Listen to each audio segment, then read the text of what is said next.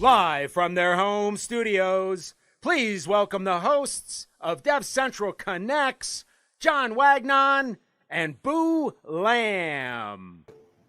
Well, good morning, good afternoon, good evening, and good night, everybody, depending on where you are. I'm John, and this is my friend Boo, our new teammate. I'm excited, Boo. And this is DevCentral Connects live stream. So, Boo, how you doing today, my friend? Yeah, I'm good. This is show number 2 for me, so I don't know when I'll be crowned veteran status yet, but I'm working towards that, just trying to rank up on the shows here. That's right. Hey, as far as I'm concerned, you were a veteran, after the first show. So you have arrived, my friend. So Thank you. That's awesome. That is awesome. Well, good deal, man. Well, hey, we've, like we always do on DevCentral Connects, we've got a great show today. We're going to talk about some, a lot of different security advice, that kind of thing, some things that may have not aged well, as it were. But before we get into all that, wanted to let everybody know, as we always do, we're streaming live to YouTube and LinkedIn and Facebook and Twitter and all the places, right? If you can stream there, we're streaming there. Yeah. And so we encourage you to connect with us, to interact with us during this live stream. So make sure you drop some comments, and we'd love to talk to you. As a very quick off this top here example, there's Mr. Alex saying evening both. Okay, so remember we said afternoon, evening, good night, whatever it is. So it's evening for Mr. Alex. So it's good to see you. Good to see you. We should mention we don't stream to Twitch though. We're not on the Twitch right now. Yeah, we talked about that, and we even tried that a little bit. So we're not on the Twitch, so we're not to all the places, but most of the places, right? Yeah, that's exactly right. Well, good deal. All right, well, Boo, really quick, man. I was thinking about this. I think the last show we had, I was talking to Jason, and I asked him his favorite hot beverage to drink. And that was kind of the, now that we're kind of getting into the fall season and all that. But it kind of made me think along those same lines. I was wondering for you, what is your favorite season of the year? You live up in Canada, so maybe the winters can be a little colder, whatever. But what's your favorite season of the year? Well, that's a great question.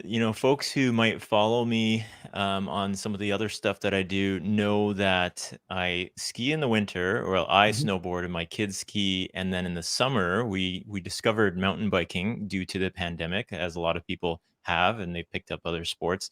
And so now I have 2 seasons that I have sports to do. So I would have said winter before with a little bit of summer, but winter is pretty good here. And I should clarify, I'm over in Vancouver, so winter for me is pretty mild, not really a lot of snow on the ground. Maybe a couple times, a couple of days of the year we'll actually get snow on the ground, but we're in a sweet spot where the snow is all in the mountains, and so I can drive to the snow and I can go ski. So I don't mind winter here, but winter also means a lot of rain for us, and so I got to deal with that. But I'll take the snowboarding.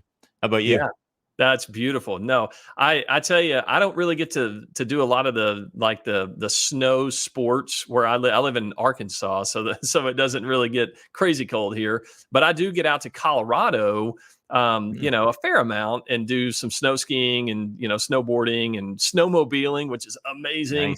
Nice. And so anyway, but that's a more rare thing. So for me, it's really more the summer. I love the sun and just get outside and do all the some of the skiing actually that we do around here is water skiing. So it's more water sports. So it's an interesting. Yep. I love to water ski. So that's a great thing. So anyway, well, that's there's always something fun to do. Here we are in the fall, and it can be beautiful, and kind of cool nights and warmer days, and just beautiful time of year. So good deal. Absolutely. Awesome, man. Well, that's always fun to kind of get to know each other a little more and what you enjoy.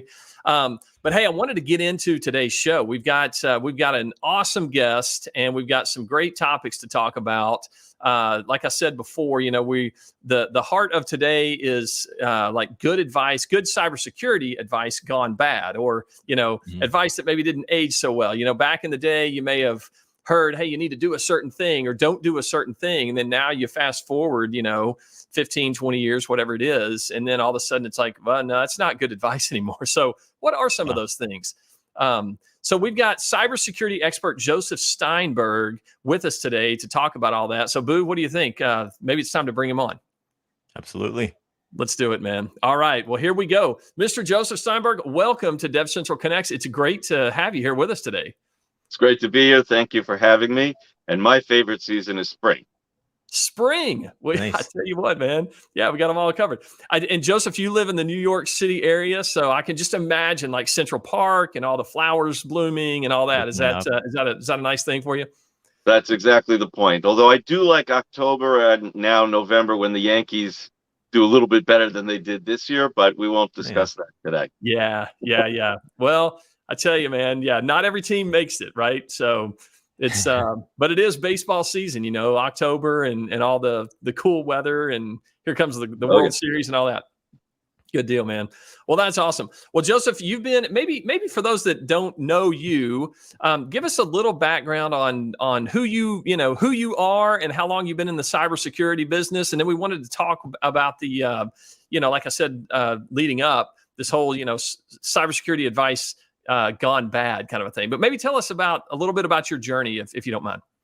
Sure. So I'm Joseph Steinberg. As you said, I'm based in New York, and I do business all over the world. Today, I'm a consultant serving primarily as an expert witness and as an advisor to companies and government related to cybersecurity strategy and the building of cybersecurity companies. I'm in the cybersecurity field essentially since there is one. In the early 1990s, I remember meeting with the internet security person in a global bank. At that point, the internet security department was one person. Okay, so this is very early on at the beginning of the web, before there was anything on the web. So this is or anything commercial, I should say, on the web. So I go back a while. And I have the scars and the lack of hair to prove it. But in any case, since then, I've been served in the field in several different capacities. I worked as a technical cybersecurity person. I worked in product companies, some for other people, some that were companies that were founded by myself in order to build products that I had invented. I've run the tech side of things. I've run the marketing side of things. When you're the CEO, you're running the, taking out the garbage and raising the multi-million-dollar round. So, and everything in between, certainly at the beginning. So, I've seen the field from different areas. About a decade ago, I started to do a lot more writing on the field.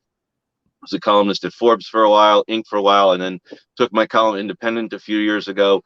Today, I get something like 2.5 million reads a month talking about security and the impact of technology on humans, privacy. There's always new issues coming up because of emerging technology, and I find it cool. I sometimes say I work 80 hours a week in this field because I like it, instead of working 40 hours a week in a field that I enjoy less. So, that's me. I've done some books ranging from cybersecurity for dummies all the way up to books intended for chief information security officers. So I sometimes talk to less technical audiences. Sometimes I'm talking to the people running security. Yeah, that's beautiful. You've done it all, man. That's what a great background and expertise there and experience. And in fact, if I I was looking at your Twitter page the other day, and I saw that Cybersecurity for Dummies is that a fairly recent release, that book? So the book that's out there now came out right before the pandemic. It's still selling very, very well. I think during the pandemic, a lot of people realized that they may want to learn a little bit more about cybersecurity because they're working from home on computers and hooking them up to networks. But we are giving away 20 copies on my Twitter feed this month, which is a new thing that we're doing in honor of Cybersecurity Month. So that's why it's getting a little bit more attention, this particular month. But it's on Amazon too. Beautiful. It's So I'm sure it's people are loving that thing, and it's an easy read. It's like one of those, hey, I can kind of get this stuff a little bit. Like you said, everyone's interested in this.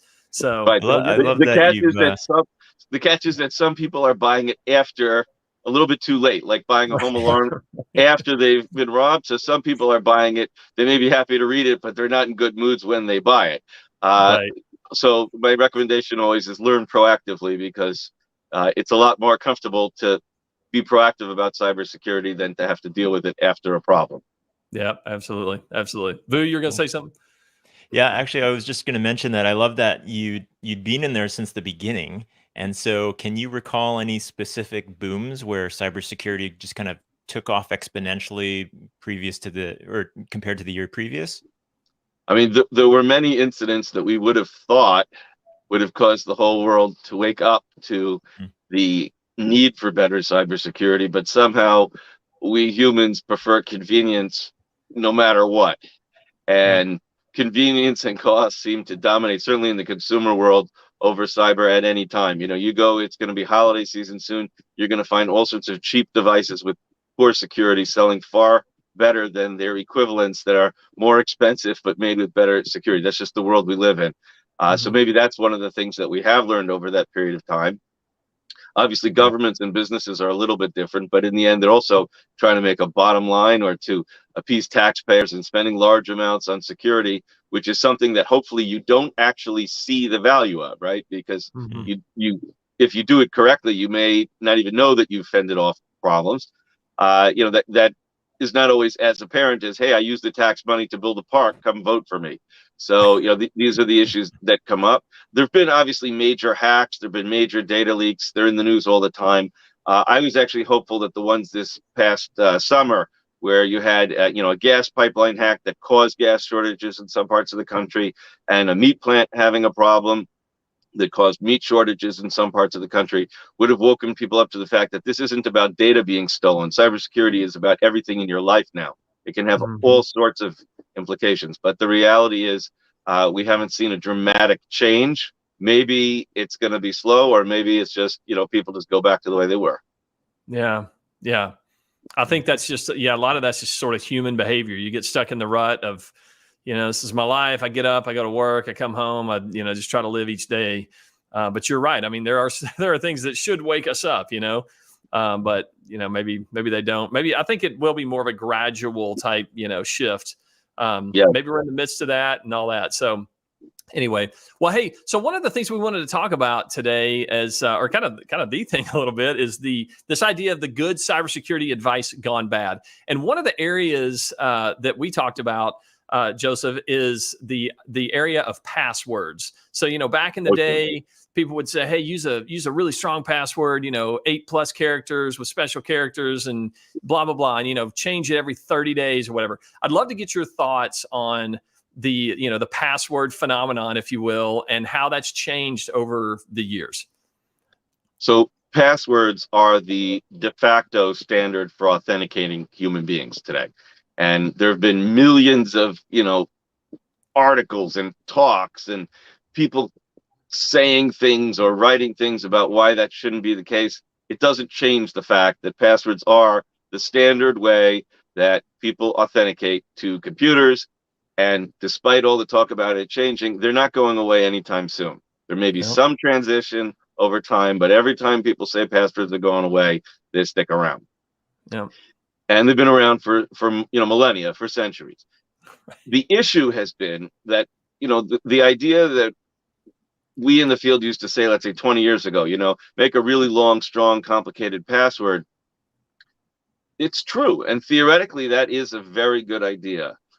And it worked really well when you had 2 passwords or 3 passwords or 4 passwords. But when you think about how many passwords the typical person has to remember today, we've got a problem. You know, if you think about a complicated password that it's going to be difficult to remember, and then you figure out, okay, they have a bank account, a couple of credit cards, a mortgage, a health company, their work password, their email password, their laptop, their Facebook password, their Twitter password. When you start adding it up, you realize there's just no way this is going to be committed to memory. And then if you add on the second thing that you mentioned, you know, change your password every 30 days. And let's even be nice and say it was every 60 or 90 days. When you multiply the number of passwords times the number of changes per year, you're talking about people having to remember hundreds, literally hundreds of complicated passwords a year. Here, let me throw a fun fact for you. I just opened up my password manager and I have 631 entries in there. Wow. Okay. Case in point, right? Yeah. So I rest my case, and that's without those. That's not even counting the changes going on every. If you tried to change it every 30 days, you'd have a lot more over the period of time. That one of the things actually that you just mentioned is one of the things that has helped address this, which are password managers, right? We didn't really have good password managers 15 years ago. You could go on Amazon and look and find books that look like old-fashioned phone books, A to Z, that would be password books. Like literally, you'd write your password on paper in clear thing and put it in your desk drawer. Obviously not recommended unless you're putting it in a safe or a safe deposit box. But these things were the ways that, the password managers of a generation ago, or even half a generation ago. So things have changed.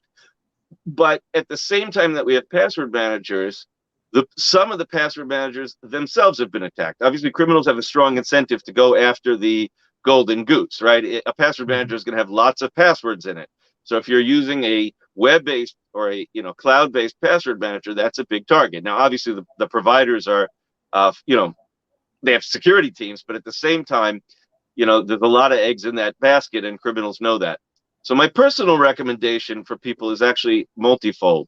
For the passwords that are the absolute most sensitive, and for most people, that's actually going to include things like your email password or your password to your phone account, because that's where your